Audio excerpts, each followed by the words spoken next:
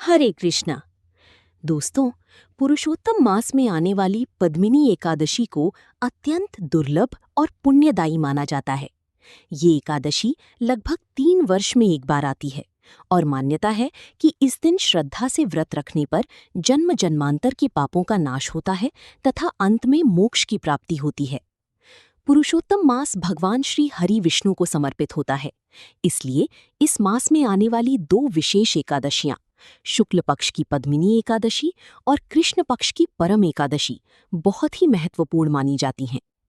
लेकिन इस बार पद्मिनी एकादशी की तिथि को लेकर लोगों में भ्रम बना हुआ है कि व्रत 26 मई को रखा जाए या 27 मई को। साथ ही इस दिन भद्रा का योग भी बन रहा है।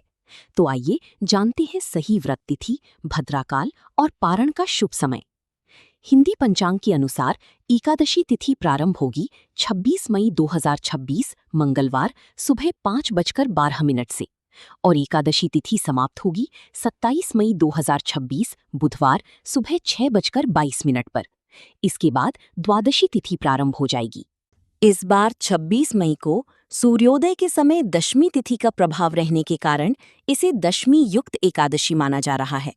वहीं 27 मई को द्वादशी युक्त एकादशी रहेगी, जिसे वैष्णव एकादशी कहा जाता है। शास्त्रों के अनुसार दशमी युक्त एकादशी का त्याग करके द्वादशी युक्त एकादशी का व्रत रखना अधिक श्रेष्ठ माना गया है।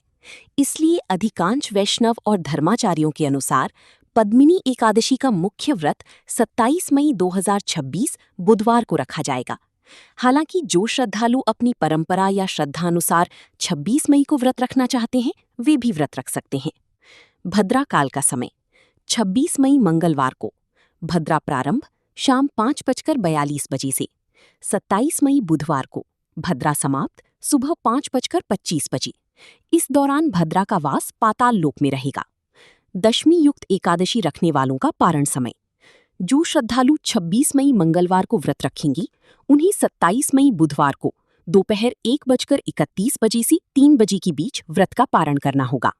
इससे पहले केवल पूजा पाठ किया जा सकता है, क्योंकि द्वादशी लगते ही हरिवासर प्रारंभ हो जाता है और हरिवासर में व्रत का पारण करना शास्त्रों में वर्जित माना गया है।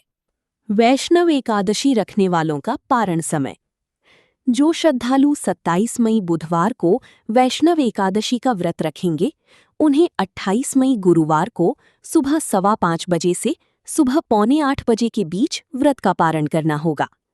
मान्यता है कि इस दिन भगवान विष्णु की पूजा, व्रत, दान और भक्ति करने से व्यक्ति को विशेष पुण्य प्राप्त होता है।